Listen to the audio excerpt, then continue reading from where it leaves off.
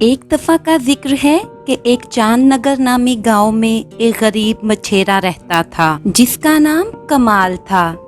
اس کے ماں باپ وفات پا چکے تھے، اس لیے وہ اپنے گھر میں اکیلا رہتا تھا۔ ایک دن وہ جنگل میں موجود ندی میں مچھلیاں پکڑنے کے لیے جا رہا تھا، تبھی اسے وہاں پر ایک چھوٹا سا ریچھ زخمی حالت میں پڑا دکھائی دیتا ہے۔ ارے تم کون ہو اور یہاں اس حالت میں کیا کر رہے ہو؟ چھوٹے ریچھ، چھوٹا سا معصوم سا ریچھ کچھ نہیں بول پاتا، وہ صرف درد سے تڑپ رہا تھا۔ لگتا ہے جنگل میں اس معصوم ریچھ کا کسی نے شکار کیا ہے اور یہ معصوم اس شکاری سے اپنی جان بچانے کے لیے یہاں پر آیا ہے۔ تم بالکل پریشان نہ ہو چھوٹے ریچھ، میں تمہیں اپنے ساتھ لے جاؤں گا اور تمہارا علاج خود کرواؤں گا، دیکھنا تم پھر بالکل بلے چنگے ہو جاؤ گے۔ کمال اس چھوٹے ریچھ کو ٹھیک ہونے کا دلاسا دیتا ہے، لیکن وہ چھوٹا ریچھ چپ چاپ اپنی معصوم آنکھوں سے اسے دیکھتا رہتا ہے۔ چھوٹے ریچھ، تم کیا گونگے ہو؟ میں کب سے تم سے اتنی باتیں کیے جا رہا ہوں مگر تم ہو کہ کچھ بولتے ہی نہیں۔ مجھے تو ایسا لگتا ہے کہ تم بول ہی نہیں سکتے۔ چلو کوئی بات نہیں، میں تمہیں اپنے گاؤں کے حکیم کے پاس لے کر چلتا ہوں۔ کمال اس چھوٹے ریچھ کو گاؤں کے حکیم کے پاس لے کر آتا ہے۔ حکیم صاحب ذرا اس کو تو دیکھیے۔ ارے کمال، یہ تمہیں ریچھ کہاں سے ملا؟ حکیم صاحب یہ بہت زخمی ہے، آپ اس کا علاج کر دیجئے۔ کمال، لوگ میرے پاس انسانوں کا علاج کروانے کے لیے آتے ہیں اور تم اس ریچھ کو لے کر آئے ہو؟ بھلا اس کو علاج کی کیا ضرورت؟ یہ تو جانور ہے اور یہ جانور شکار ہونے اور ایک دوسرے کا شکار کرنے کے لیے ہی دنیا میں آئے ہیں۔ نہیں حکیم صاحب، آپ ایسا مت کہیے، جیسے ہمیں درد ہوتا ہے ایسے ان کو بھی ہوتا ہے، لیکن مجھے نہیں لگتا کہ تمہیں اپنی محنت کی کمائی اس ریچھ کے علاج کے لیے لگانی چاہیے۔ حکیم صاحب میرے پیسوں کا مول اس ریچھ کی جان سے بڑھ کر نہیں ہے۔ ٹھیک ہے کمال، اگر تمہاری یہی ضد ہے تو اس کے آگے میں کیا کر سکتا ہوں؟ اتنا کہہ کر حکیم صاحب ریچھ کی چوٹ پر بہت سی دوائیاں لگاتے ہیں اور اس کی پٹی باندھ دیتے ہیں۔ دیکھو کمال، میں نے اس ریچھ کی مرہم پٹی تو کر دی ہے، لیکن تمہیں اس کا بہت زیادہ خیال رکھنا پڑے گا۔ ٹھیک ہے حکیم صاحب۔ کمال ریچھ کو لے کر اپنے گھر چلا جاتا ہے۔ کمال ریچھ کو زخمی ہونے کی وجہ سے اپنے ساتھ ہی سلا لیتا ہے۔ صبح جب کمال کی آنکھ کھلتی ہے تو وہ دیکھتا ہے کہ چھوٹا ریچھ بھی جاگ چکا ہے۔ اس کو جاگتے دیکھ کر کمال اس سے کہتا ہے، چھوٹے ریچھ، تم تو کچھ بولتے نہیں ہو اور مجھے تمہارا نام بھی نہیں معلوم ہے، اس لیے میں تمہیں آج سے چھوٹو بلاؤں گا۔ نہ کہہ کر کمال اس چھوٹے ریچھ کے لیے شہد لینے کے لیے چلا جاتا ہے۔ چھوٹو اٹھو جلدی سے، دیکھو میں تمہارے لیے تازہ جنگل سے شہد لے کر آیا ہوں۔ میں نے سنا ہے تم ریچھوں کو شہد بہت پسند ہوتا ہے، اب جلدی سے اٹھو اور یہ سارا شہد جلدی سے کھا کر ختم کرو، اس کے بعد تمہیں اپنی دوائی بھی تو لینی ہے، تبھی تو تم ٹھیک ہو پاؤ گے۔ کمال اتنا کہہ کر اپنے ہاتھوں سے اس چھوٹے ریچھ کو شہد کھلاتا ہے۔ وہ چھوٹا ریچھ دھیرے دھیرے آرام سے شہد کھاتا ہے اور ساتھ ہی اپنی معصومیت بھری آنکھوں سے کمال کو ٹکر ٹکر دیکھتا ہے۔ دن گزرتے جاتے ہیں اور کمال اس چھوٹے ریچھ کی ایسے ہی دیکھ بھال کرتا رہتا ہے اور چھوٹا ریچھ بالکل ٹھیک ہو جاتا ہے۔ چھوٹے ریچھ، اب تم پوری طرح سے ٹھیک ہو چکے ہو اور اب مجھے لگتا ہے کہ تمہیں تمہارے ساتھیوں کے پاس پہنچا دینا چاہیے۔ میں تمہیں تمہارے ساتھیوں کے پاس جنگل میں چھوڑ دیتا ہوں۔ کمال یہ کہہ کر ریچھ کو جنگل کی طرف لے کر جاتا ہے۔ یہ لو چھوٹے ریچھ، تمہارا جنگل آ گیا، اب تم اپنے خاندان کے پاس چلے جاؤ، مجھے یقین ہے کہ تمہارے ساتھی بھی تمہیں ڈھونڈ رہے ہوں گے۔ کمال کی یہ بات سن کر چھوٹو اس کی گود سے اترتا ہی نہیں ہے۔ ریچھ کو ایسا کرتے دیکھ کمال اس سے کہتا ہے، چھوٹو اب تم جنگل میں اپنے خاندان کے پاس جاؤ۔ کمال کی بہت کوششوں کے بعد بھی ریچھ اس کی گود سے نہیں اترتا۔ چھوٹے ریچھ کو ایسا کرتے دیکھ کمال پریشان ہو کر کہتا ہے، چھوٹو اب میں کیا کروں؟ तुम तो मेरी गोद से उतर ही नहीं रहे, तुम वापस जाना ही नहीं चाहते। कमाल की ये बात सुनकर छोटा रीछ उसके सीने में अपना मुंह छुपा लेता है। छोटे रीछ को ऐसा करते देख कमाल मुस्कुराता है और कहता है, अच्छा तो तुम मेरे साथ रहना चाहते हो? वैसे भी मेरे घर में मेरे अलावा और कोई नहीं रहता। अच्छा है, मुझे तुम्हारे रूप में अपने लिए एक दोस्त और साथी मिल जाएगा। कमाल ये कहकर उस रीछ को अपने घर वापस ले आता है और फिर वो दोनों साथ रहने लगते हैं। छोटू कमाल के हर काम में उसका हाथ बटाता है। एक दिन कमाल नदी किनारे मछलियां पकड़ने जाता है। तभी वहाँ पर एक दूसरा मछेरा आता है और कहने लगता है, अरे तुम कौन हो और यहाँ क्या कर रहे हो? मेरा नाम कमाल है और मैं यहाँ मछलियाँ पकड़ने आया हूँ, पर मैंने तो तुम्हें यहाँ पहले कभी नहीं देखा। दूसरा मछेरा कहता है, मैं तो यहाँ रोज आता हूँ। हो सकता है कि आप और मैं रोजाना अलग अलग वक्त पर मछलियाँ पकड़ने आते हूँ, इसलिए हम दोनों की कभी मुलाकात नहीं हुई। कमाल कहता है, तुम मुझसे झूठ मत बोलो, और रही बात तुम्हारे यहाँ आने की, तो आज के बाद मैं तुम्हें यहाँ मछलियाँ पकड़ते ना देखूं, क्योंकि ये नदी मेरी है। अगर तुमने दोबारा इस नदी से मछलियाँ पकड़ने की कोशिश की तो मुझसे बुरा कोई नहीं होगा। दूसरा मछेरा गुस्से से कमाल की तरफ देखते हुए कहता है। कमाल करीब होने के साथ ही बहुत सीधा भी था, इसलिए वो इस मछेरे से बिना कुछ कहे चुपचाप अपने घर वापिस आ जाता है। छोटू उसके आने का इंतजार कर रहा होता है। छोटू, अब मैं क्या करूं? मेरे पास तो कोई दूसरा काम भी नहीं जिससे मैं तुम्हारा और अपना खर्च उठा सकूं। कुछ देर बाद कमाल फिर से छोटू से कहता है, छोटू मैं सोच रहा हूँ कि हमें यहाँ से कहीं और जाकर कोई नया काम ढूंढना चाहिए। कमाल ये कहकर छोटू को अपने साथ ले जाता है और फिर चलते चलते वो दोनों जंगल में आ जाते हैं। तभी अचानक छोटा रीछ जोर जोर से कमाल का हाथ खींचने लगता है। छोटू क्या हुआ? तुम ऐसे मुझे बार बार क्यों खींच रहे हो? ओह अच्छा, मैं समझ गया, तुम्हें भूख लगी है। रुको मैं देखता हूँ, शायद इस जंगल में तुम्हारे खाने के लिए कोई फल मिल जाए। कमाल ये कहते हुए उस रीछ को अपने साथ लिए उस जंगल में किसी फल की तलाश में इधर उधर देखता है, लेकिन उसे उस जंगल में सूखे दरख्तों के अलावा कुछ नहीं दिखता है। तभी कमाल छोटू से कहता है, मुझे तो यहाँ तुम्हारे खाने के लिए कोई फल नहीं दिख रहा।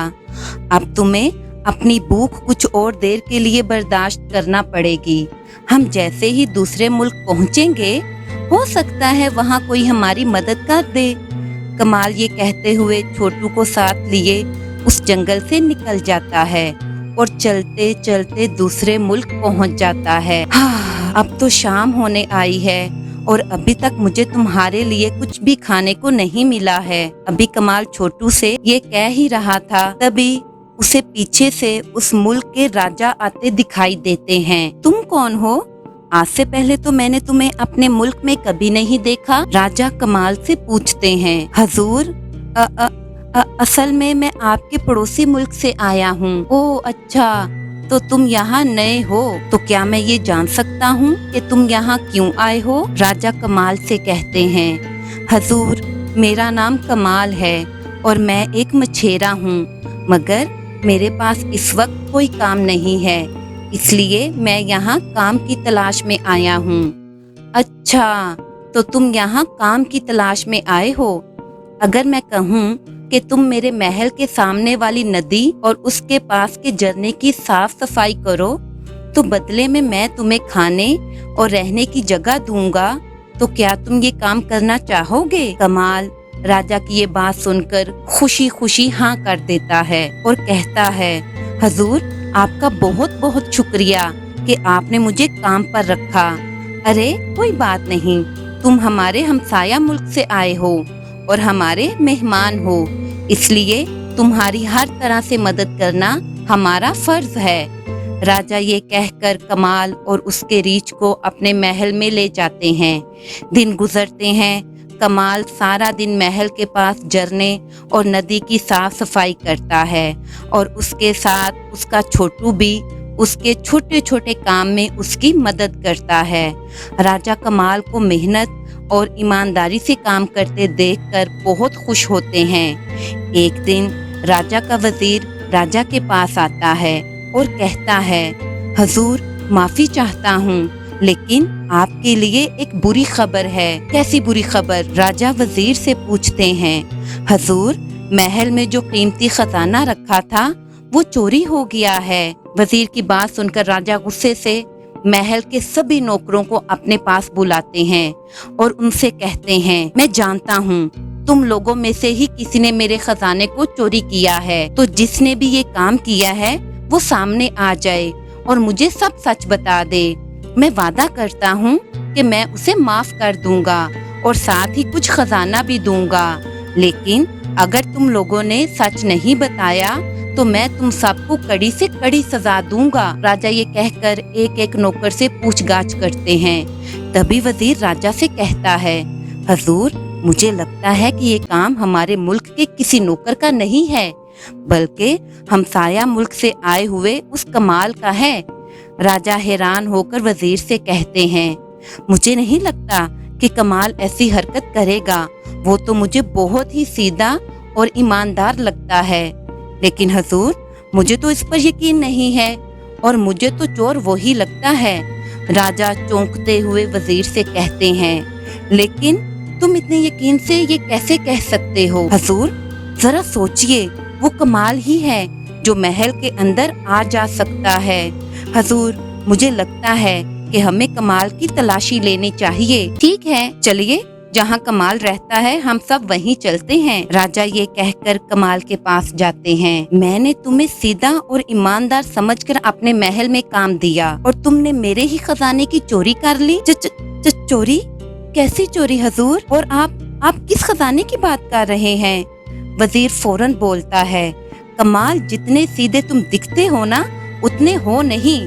اب بتاؤ تم نے راجا صاحب کا خزانہ کہاں کہاں چھپایا ہے؟ حضور میرا یقین کیجئے، میں نے کوئی خزانہ نہیں چرایا، میں چور نہیں ہوں۔ کمال اپنی بے گناہی ثابت کرنے کی کوشش کرتا ہے، مگر راجا اس کی ایک نہیں سنتے۔ پھر وزیر کمال کے آس پاس کی تلاشی لینے لگتا ہے۔ تلاشی لینے پر اسے سونے کے کچھ سکے ملتے ہیں۔ یہ دیکھیے حضور، یہ وہی سکے ہیں جو آپ کے خزانے میں ہیں۔ راجا ان سونے کے سکوں کو دیکھ کر غصے سے کمال سے کہتے ہیں، میں نے تم پر کتنا بھروسہ کیا اور بدلے میں تم نے مجھے یہ صلہ دیا۔ اب تمہاری سزا یہی ہے کہ تم ہمیشہ کے لیے میرے محل میں قید رہو گے۔ راجا نے یہ کہہ کر اپنے ساتھیوں کو کمال کو کال کوٹری میں قید کر دینے کا حکم دے دیا۔ قید میں کمال سے پوچھ گاچھ کی جاتی رہی، مگر کمال اپنے منہ سے ایک لفظ بھی نہیں نکالتا ہے۔ راجا وزیر سے کہتے ہیں، کمال کو قید کیے 3 دن گزر چکے ہیں، ابھی تک اس نے خزانے کے بارے میں کچھ نہیں بتایا۔ اب ہم کیا کریں جس سے وہ ہمارا لوٹا ہوا سارا خزانہ ہمیں واپس کر دے؟ حضور مجھے لگتا ہے کہ کمال نے وہ سارا خزانہ اپنے ملک کے راجا کے پاس بیچ دیا ہے۔ ابھی راجا اور وزیر یہ بات کر ہی رہے تھے کہ تبھی کمال کا وہاں چھوٹو آتا ہے اور راجا سے کہتا ہے، آداب راجا صاحب۔ ارے تم تو وہی ریچھ ہو نا جو اس کمال کے ساتھ ہر وقت پائے جاتے تھے؟ جی حضور میں وہی ریچھ ہوں، مگر میں نے پہلے تو کبھی تمہیں بولتے ہوئے نہیں سنا۔ جی حضور، کیونکہ میں زیادہ بولنا پسند نہیں کرتا۔ حضور میں جانتا ہوں کہ آپ کا سارا خزانہ کہاں ہے اور کس نے اسے چرایا ہے۔ اچھا تو بتاؤ پھر میرا خزانہ کہاں ہے؟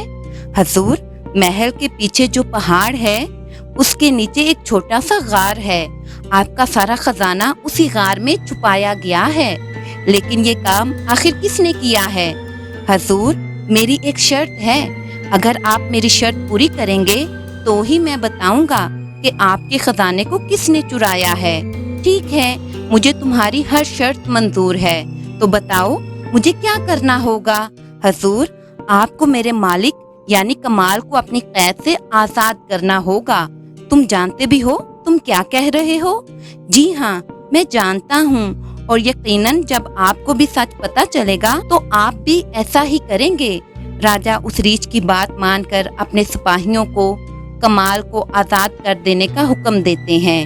میں نے تمہارے مالک کو آزاد کر دیا ہے۔ اب مجھے سچ بتاؤ، جیسا کہ میں نے آپ کو بتایا کہ آپ کا خزانہ اس پہاڑ کے نیچے موجود غار میں ہے اور اسے چرانے والا اور کوئی نہیں، آپ کا وزیر ہے۔ حضور حضور، یہ ریچھ جھوٹ بول رہا ہے۔ بھلا میں آپ کا خزانہ کیوں چراؤں گا؟ اتنے سالوں میں نے کبھی آپ سے کوئی بے ایمانی نہیں کی۔ وزیر کی بات سن کر راجہ اس ریچھ سے کہتے ہیں، بیوقوف ریچھ، یہ کیا کہہ رہے ہو؟ تم ہمارے وزیر پر الزام لگا رہے ہو۔ حضور، اگر آپ کو یقین نہیں ہے تو آپ میرے ساتھ چلیے اور خود اپنی آنکھوں سے دیکھ لیجئے۔ راجہ اس ریچھ کی بات مان کر سب کے ساتھ اس پہاڑ کی طرف نکل جاتے ہیں۔ چھوٹو سب کو اس پہاڑ کے نیچے موجود غار میں لے جاتا ہے اور وہاں پر چھپا سارا خزانہ راجہ کو دکھاتا ہے۔ وزیر، تم نے میرا خزانہ چرایا، مگر کیوں؟ حضور یہ جھوٹ بول رہا ہے، میں نے یہ خزانہ نہیں چرایا، یہ ضرور اس ریچھ اور اس کے مالک کمال کا کام ہے۔ وزیر، تم میرے ساتھ اتنی بڑی غداری کرو گے میں نے کبھی سوچا بھی نہیں تھا، لیکن اب تمہیں تمہارے کیے کی سزا ضرور ملے گی۔ تمہاری سزا یہی ہے، اب تم تمام عمر محل کی کال کوٹھڑی میں سڑو گے اور تمہاری جگہ کمال میرا وزیر بنے گا۔ وزیر کو سزا سنانے کے بعد راجہ کمال سے کہتے ہیں، کمال مجھے معاف کر دو، میں نے تمہیں بے وجہ سزا دی۔ حضور، آپ مجھ سے معافی مت مانگیے۔ کمال، تمہارا یہ ریچھ تو بہت سمجھدار ہے اور تمہارا بہت ہی وفادار ساتھی بھی ہے۔ اگر یہ آج نہ ہوتا تو ہمیں کبھی سچائی کا پتہ ہی نہ چل پاتا۔ جی ہاں حضور، میں جانتا ہوں میرا یہ چھوٹو میرا بہت ہی وفادار ہے، لیکن مجھے یہ پتہ نہیں تھا کہ یہ بول بھی سکتا ہے۔ ویسے چھوٹو، تمہیں کیسے پتا چلا یہ سب وزیر نے کیا ہے؟ جب آپ کمال کو سزا دینے کے لیے لے جا رہے تھے تب مجھے ایک سونے کا سکہ وزیر کے پاس سے گرا ہوا ملا۔ اس دن سے میں نے وزیر پر نظر رکھنا شروع کر دی تھی اور پھر جیسے ہی مجھے خزانے کا پتہ چلا تو میں نے فوراً آپ کو آ کر بتا دیا۔ شاباش چھوٹو، تم نے بہت ہی اچھا کام کیا ہے۔ شکریہ میرے چھوٹے ریچھ، میں تمہاری وفاداری کو سلام کرتا ہوں۔ اتنا کہہ کر کمال اپنے چھوٹو کو گلے لگا لیتا ہے۔ کچھ عرصے کے بعد راجہ اپنی اکلوتی بیٹی کی شادی کمال سے کر دیتے ہیں اور وہ سب ہنسی خوشی رہنے لگتے ہیں۔